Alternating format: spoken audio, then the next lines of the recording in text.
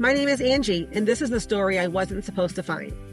And I'm our sister, Cindy. We started this podcast with one name, Stella Smith, our great-grandmother, a woman who gave up 2 daughters, disappeared from history, and left behind almost nothing. No photos, no grave, no explanation, just a blank space where a person should have been. Until a DNA test changed everything. Turns out, Stella Smith wasn't even her real name. Her name was Estrella Suarez. She came to America from Spain as a child. She married twice, left 2 families, and somehow managed to vanish not once, but twice from history. In season 1, we found Estrella's beginnings in America. We found family we didn't know existed. We sat across a table from cousins who'd been looking for the same woman we had from the other direction. And we thought we were closing a chapter. We were wrong. Because season 2 is where things get even more complicated and even more personal. New relatives surface, new documents turn up, and some of the answers we finally found led to questions we'd never thought to ask. This is Buried Threads, a podcast about family secrets, silence, reinvention, and what happens when the past refuses to stay buried. Welcome back to Buried Threads. If you are joining us for the first time, we highly recommend that you listen to season 1 for all of our story details, because this is a continuing story about our family, our search for our great grandmother. And our mom did a DNA test, and we talked about in season 1 how we found out about a whole other family that our great grandmother had. She had a husband and a daughter and this whole other life as an immigrant from Spain. All of these things before she was Stella Smith DeBoard, before she married our great-grandfather, Christopher DeBoard. And so we met new family and we began putting pieces of the puzzle together to discover the truth about Estrella Suarez, who is also Stella DeBoard. So if you want all those details, you're definitely going to want to go listen to our previous episodes. But here's the thing. The DNA test had not yet given up all of its secrets. There was still one match hanging out there, and we talked about this throughout season 1. His name is Ryan, and after lots of efforts to be in contact with him, by the time we were done with season 1, we had not yet heard from Ryan and didn't yet know exactly who he was and how he fit. So, Angie, why don't you talk to us a little bit about what we thought about who Ryan is and why we wanted to talk to him? Sure. So when I looked at the DNA analysis for Ryan, there were a couple of things that stood out. For starters, he was 25% Spanish. And so that already gave the indication that this is in the network of DNA matches that are going to be important to connecting to Stella. Also, he was a shared match in common between Paul and my mom. The Suarez family. That was all like a tight little thing. So it was very clear. He was also, he actually registered as having a slightly more centimorgans in common with my mom than Paul. And Paul is my mom's first cousin. So we knew that like Ryan had to be. But there also were some weird things about it. Like, for example, on Ancestry, I couldn't see much. I could see his profile, but it said that he was in his 30s. And I couldn't figure out how could someone in his 30s be a first cousin with my mom who's in her 70s. But that didn't matter. I knew the DNA doesn't lie. We'll figure all that later. I thought maybe, there was just some inaccuracy maybe in the profile. And, I just needed to get a hold of him. In addition, I had done some deep analysis. I had used AI to help kind of analyze things. And I had come to the conclusion that Ryan had to have descended from another child of Stella that could not have been from Mary Rose, could not have been from anything related to Christopher, the 2 girls from Christopher. So I knew that there had to be another child after. And so I just knew it was really important. Wanted to be able to, talk with him. He had a big tree. I also thought, well, if he's got all this research, I should be able to figure something out. But his tree was locked down. And so I just became, I'm just going to say I became obsessed with trying to get a hold of Ryan and see if we could figure out what this connection was. But the bottom line is the DNA was too close to ignore. And it was, not only was it too close, but it was too close in the right triangulation of DNA matches. So did you talk to Paul at all about Ryan to see like if he or anyone on his side of the family might know who this person is and how they're connected? I did, and he had no idea. And the other thing that the profile said is that he lived in Los Angeles. And of course, the only thing I knew, I mean, California is a really big state that could be a lot of things, but the only thing I knew is that, Louisa had gone to California. So then I was trying to play out this theory. Did maybe Estrella end up in California after she left Springfield? And so I was, trying to find any records, anything that I could. But I just could make nothing. I could make sense of nothing. So I knew I just needed to talk to Ryan. So from the standpoint of somebody who is researching their own genealogy, what do you do? What do you do when somebody shows up and you're trying to communicate with them? Like, first of all, how do you approach that with somebody? And then what do you do when you don't get a response? So I can tell you what I did with Ryan, and I can't say this is the right way or the only way, but it is what I did. First of all, I continued to write him at least every week, and I did it from both my account and from my mom's account, because I knew, just from being an Ancestry user, every time you get an email, you get a notification. And so I kept thinking, if he's getting regular notifications, maybe at some point he would open up his messages, because I could also see on Ancestry, he hadn't even logged on to Ancestry. So it wasn't like he was seeing these messages and ignoring them. So that was my thing, regular communication, to just hopefully one of these days he would see it and he would respond. In addition to that, I went to Facebook, I went to LinkedIn, I went to every social media I could find, and I'm searching for Ryan. I talked to 25 different Ryan Walters all across the country, trying to see if they possibly could be the right one. And some of them thought I was weird and didn't even respond to me. And some people did. But I just, kept trying everything that I could, because that can be another way. Like, sometimes there's enough information, that you can find a connection to other social media platforms. But I did not have any luck with that. I just continued to reach out to him the one way that I knew that I could, which was through Ancestry. But, social media is another powerful thing. I've done that with other DNA matches and other people that I've connected to. Finding them on Facebook or something like that is relatively easy. And then the other thing is to look at the DNA matches that you have in common with that person, and maybe reach out to other people, especially the same last name, or, something else similar to them, and see if you can get a hold of them that way. Sure. Again, that didn't help me with Ryan, but there are other DNA matches that I reached out to that way, where I was able to connect with person A through person B that they were also related to, had the same last names, so, found out they were sisters or brothers or whatever. So just maybe for anyone else who is going through this, or is, not getting answers from somebody, how long would you say you were reaching out to Ryan in one way or another, or looking for him in some way? 5 years. 5 years. Well, we maybe just under 5 years, because we did the DNA test in, my mom got it for Mother's Day that year of 2021. So we would have got the results back that summer. And, from very early on, I was writing to him because of how close the DNA match was. And we found him, we heard from him in early 2026. So yeah, 4.5 years. That to me I know it could be longer, but that feels like a long time. Like, especially in our world, when you can reach out to people through all these platforms and social media, and you expect an answer pretty quickly. Like, even if I'm reaching out to somebody over Messenger or whatever, yeah, I'm like, oh, it's been a day and they haven't responded. Like, we're pretty used to pretty quick responses. 4 years feels like a long time. It felt like a long time, and it seemed like an eternity. And to be honest, I was really at the point where I wasn't expecting we were ever going to hear from him. It just seemed like a door I couldn't knock down. And so could not have been more surprised when, on a random day at 6 a.m., there was this email.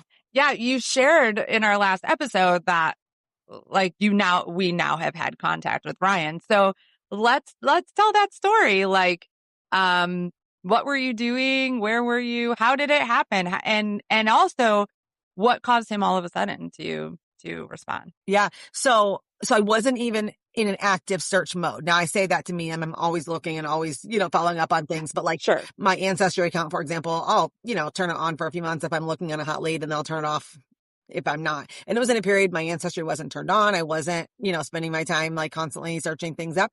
And I just woke up one morning to an email from Ryan. And I should say, in my Ancestry emails, I always had given him my personal email address as well. And so he actually responded on Ancestry, and he also wrote me a direct email to my email.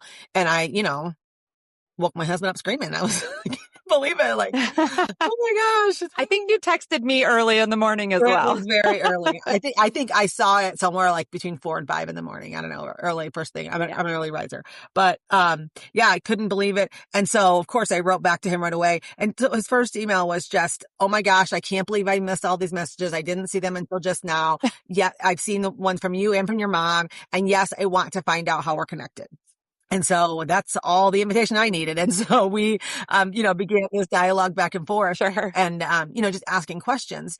And the short answer is he didn't know we were connected either. So we not only, yes, we're now having this dialogue, we're now sharing information. He immediately made his tree public so that I could go on and, look at it, hoping that together we could figure this out. We probably exchanged 25 or 30 emails, over the course of an hour as we're conversating back and forth.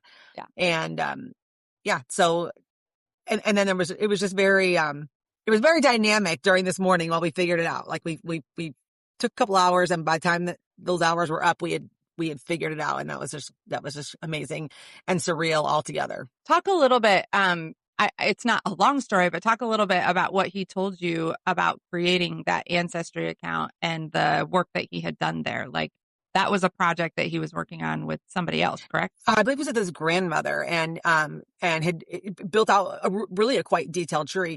But here's what happens too. Now you have to understand, I opened that tree already emotionally charged, right? Because I have been Of course. wanting to get this information Because for a long there's time. a connection. You just need to find it, right? Like, right. So when I open it up, but in Ancestry, when you can filter different views, right? So as soon as he opens it up, I'm looking at the view that's there, which ended up being his paternal side of the tree. And I'm looking, at all the people, and I'm looking at birth dates to see who's in the right generation, and I'm looking for partially filled out trees because I know that she has a made up identity. And so I know that if this person is connected to six generations back, there's no way that's the right person, because that doesn't work. So I'm, looking, well, unfortunately, I'm not seeing that. I'm looking at these people, and, they all are, it's a very well designed tree. There's great photos, of everybody and all these details. And they do go back way back in history. And I just wasn't making sense. And of course he's rethinking, as I'm going through every name, he's rethinking everything he thought he knew about that grandparent, and trying to figure out if it makes sense.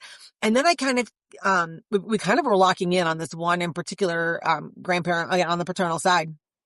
And I finally said, wait a minute, stop. I said, there's one of 8 great grandparents this could be. And so we have got to, slow down for just a minute and be able to figure this out. And I should back up and say, I did clarify he's in his 30s. And so that became another, piece to untangle later. Yeah, that was a surprise. It was. That was a surprise. And I still couldn't. Like, you're younger than us, dude. Like, you can't be related like that. And how can you be first cousin with my mom, but I set that aside. That wasn't important at the moment. I would come back to that very shortly. But, I said, we got to figure out who has the Spanish side. Where did your Spanish come from? Do you know anything about the Spanish side? And he says, well, hold on. My parents both have taken their DNA test. Let me go check. And so Love that. Right. In a minute, he went right to his dad's profile first, because we were looking at the paternal side, and he came back and says, no, my dad has no Spanish whatsoever. But then he said, hold on. And then he comes back and he says, oh, my mom has the Spanish, and my mom thinks that it's my grandma Wilma. And that's when the rest of the story began to unfold. Very interesting. So this, it's so funny. I mean, maybe not funny to you, but it's so interesting in a funny and an interesting way to me that we're like, oh, if he could just unlock that tree, like we're just going to see Stella. Right. We should know better. Right. We should know better. I should know better, because it's not been like that ever in the history of ever. Right. And I remember that conversation. You were going back and forth with him, and then you're like sending me screenshots of your conversations. And I'm like, I really wasn't even hardly keeping up with it in my head. But you guys were talking about, I think it was his great grandmother or something on his dad's side. And you were trying to make it work. You're like, oh, the birth date is a little off. The name isn't right. But I think the name was like Marie or something like that. Something, yeah. And we're like, oh my gosh, Marie, like that's a name that keeps coming up. Maybe that's it. And of course, that turned out not to be correct. But I remember you were looking at the tree, and we were so sure about this connection being there that we really had to look at everything and say, like, what's even possible? Even if this isn't a flashing neon sign that says this is Stella, Like, could it be this person? And I remember being a little disappointed when you're like, that can't be her. Like, it just can't be. It's not because of the information, but Yeah. because of the vast amount of history, that it's just unlikely to be her. And then, of course, when you thought, wait a minute, let's narrow this down. We can eliminate half this tree right now Yeah. by determining the ethnicity, right? Who has the Spanish ethnicity, Yeah. and Yes. and then of course that. I'm so thankful that his parents had both taken their test, because had they not, Right. if neither one, I mean, as long as one of them had taken it, we could have used process elimination to figure out which one was Spanish. But if neither one of them had taken it, that would have added weeks to, to months to be able to figure out. But, they both had already taken it. He had access to both of their information, and we were able to find that out in, less than 10 minutes. And not only would it have added time, but it would have left question marks. Right. Where, okay, so we may not know who exactly, but we know there's somebody, right? And we may not know how exactly, but we know that we're connected. Yeah. That's not a question when you have those DNA Right.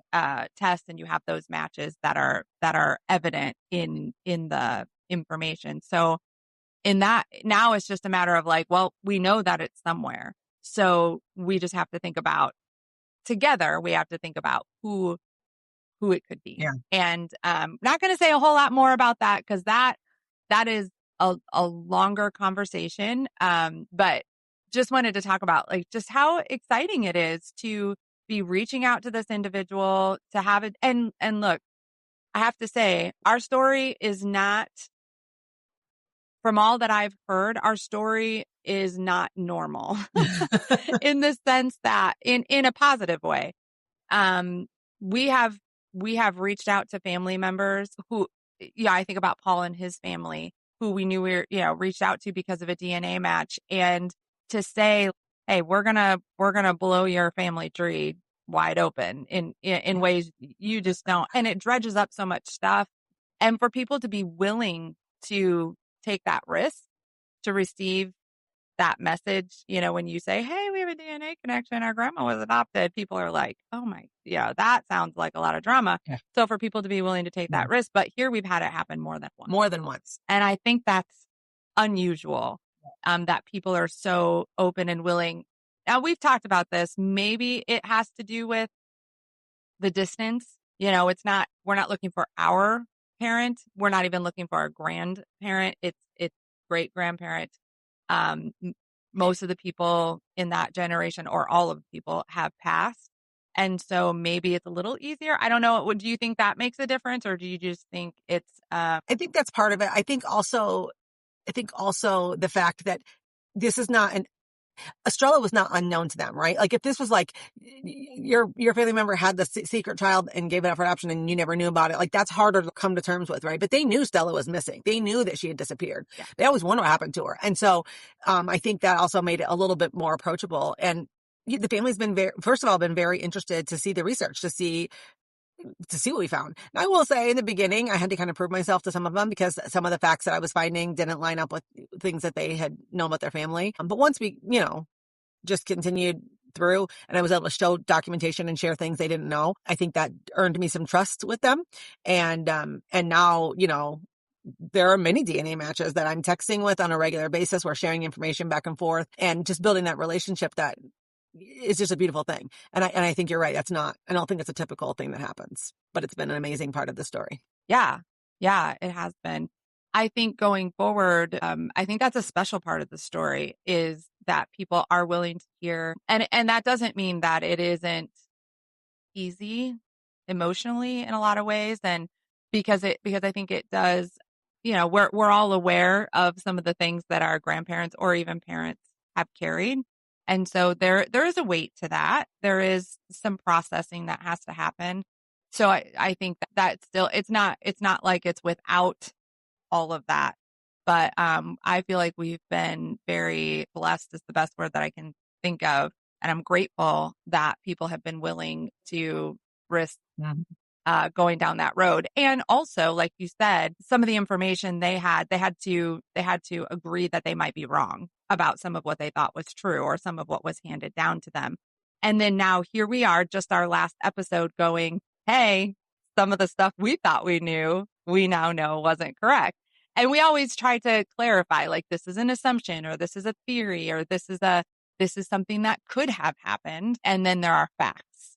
And especially when we're talking about stories passed down from generation to generation, the waters get murky. And so we have to hold those things loosely. Right. And we're trying to do that now because there are things that we're becoming aware of that make us rethink what we thought we knew, rethink some of our assumptions, bring about new theories, and even some facts that we just have to say, like, oh, we were wrong about that, you know? Well, here's the thing. We might know 3 facts and those facts are true. We have a document, whatever. Right. But whether we were aware or not, we built assumptions based on the facts that we saw. Correct. And sometimes it was the facts didn't change, but like we realized that our assumptions were clarified, that they weren't as centered as we thought. And we didn't even initially recognize it as an assumption. We were wrapping that all together with the fact, but we had to really separate it out. Like, this is what we know, and then this is what that could mean, or, could it mean.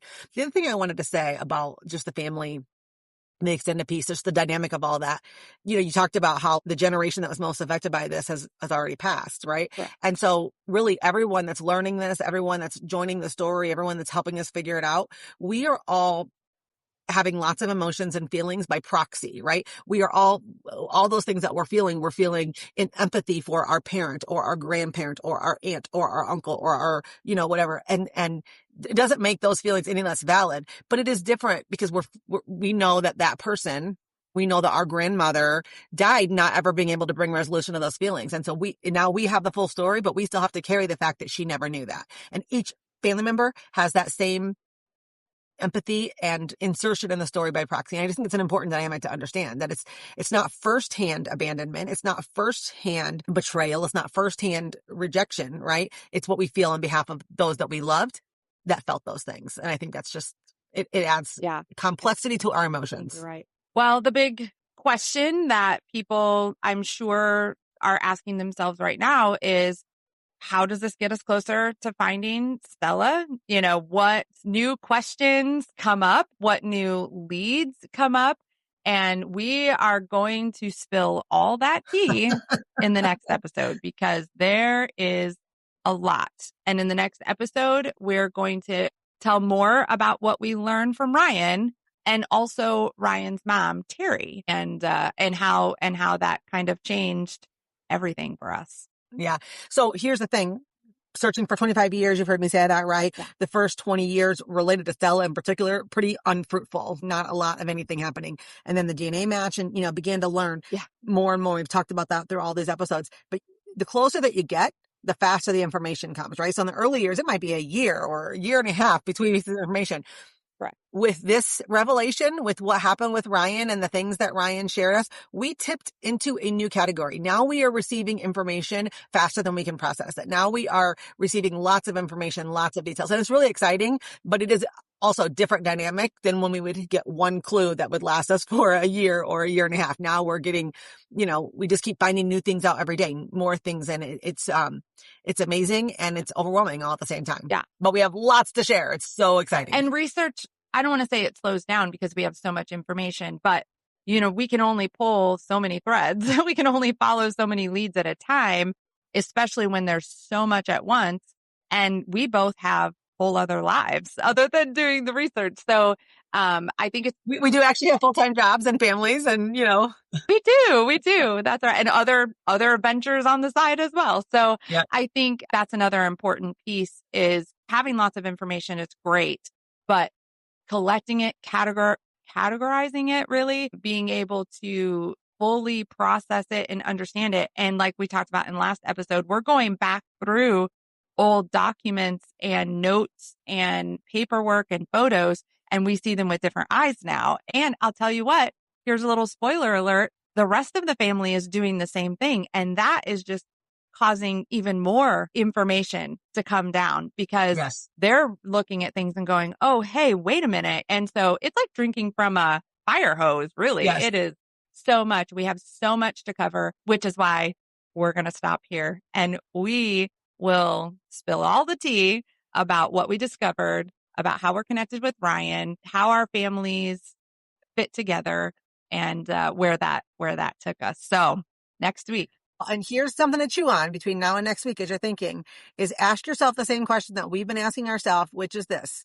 We know we're related genetically to Ryan through Estrella's, another child from Estrella. We know all those pieces, but how is it that he can be a first cousin to our mom when he's 30 and she's 70? Chew on that for a minute.